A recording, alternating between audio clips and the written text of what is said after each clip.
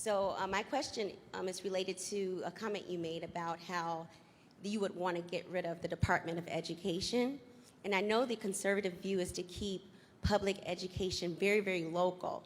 But how would you go about funding public education on a local level when a lot of our local small communities do not have the infrastructure to support it? Like there's not enough businesses and commercial businesses and people who own property to pay taxes. So how would you go about that? Very thoughtful question. Thank you, and thank you for being here. So I would abolish the Department of Education immediately and instantaneously and send all the money back to the states.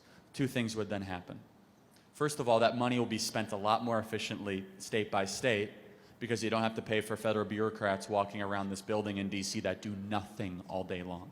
The Department of Education, you guys can fact check me on it, their budget is probably between $40 or $50 billion a year. 45.8. 45.8.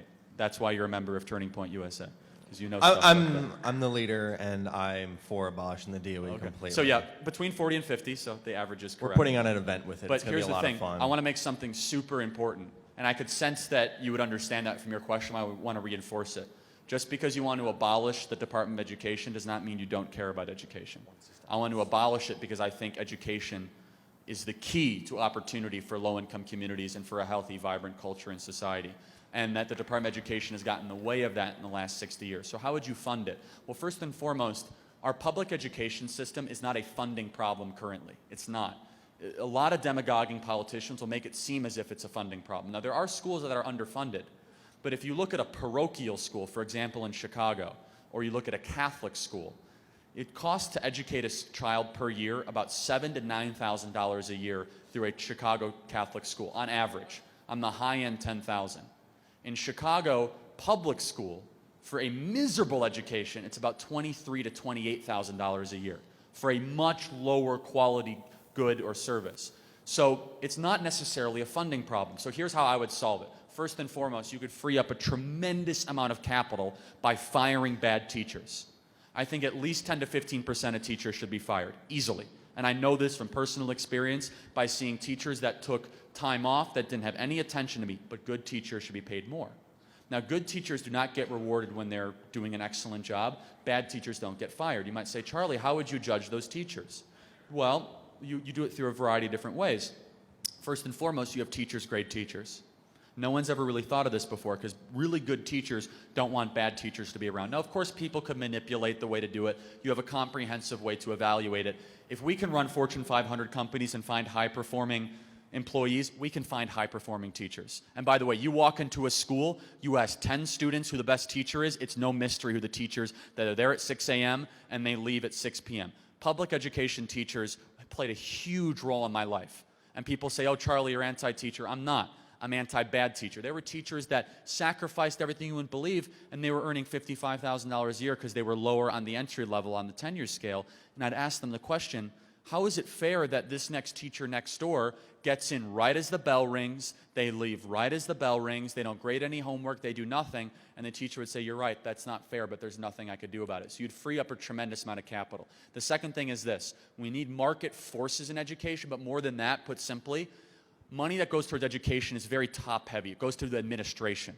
It goes to paper pushers and the dean and the principal's office that do nothing all day long. They do nothing but comply with federal regulation, with federal mandates. They're pushing papers around. They're not actually educating the student. If you look at studies across the country, it's not funding. It's not even class size. It's not geography that determines a likelihood of a student to learn something. It's the quality of teacher. And all of you that have had good teachers before know exactly what I'm talking about. A teacher that is enthusiastic, energetic, engaging, can pick out when a student is not learning properly and spends extra time with them. There's nothing better than a quality teacher. Teachers are modern-day superheroes.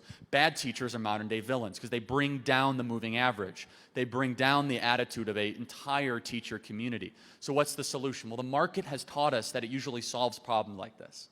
Now, I'm not necessarily a free market, but market forces. What does that mean? Accountability, the ability to reward good behavior and punish bad behavior, the ability to remove bad and have good be escalated further up.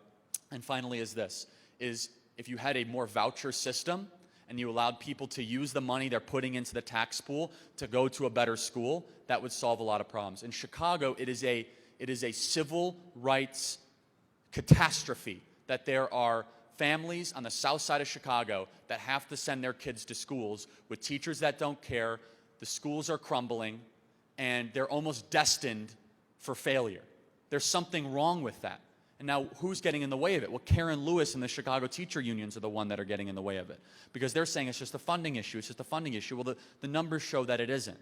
That if you're able to move those tax dollars to a better performing school, get better teachers, and pay them more, then you're able to have a better performance. So the final thing I'll say is this. We as conservatives have to change our tone when it comes to education, because people think that we're anti-education. Well, we're not. We're anti-stuff that doesn't work. And right now, the education system is a moral and abject failure. And I actually believe that people on the left want it to continue that way. They just want to throw more money at it. Well, the Baltimore public schools have had an influx of federal funding over the last 10 years. There are 7 schools in the Baltimore public school system where they could not find one 8th grader that was proficient in math or reading. Not one. 7 schools where they couldn't find an 8th grader that was not proficient in math or reading. And it's also a negative feedback loop where you have kids in 3rd grade that can't read. Well, how are they supposed to do the math if they can't even read the problem?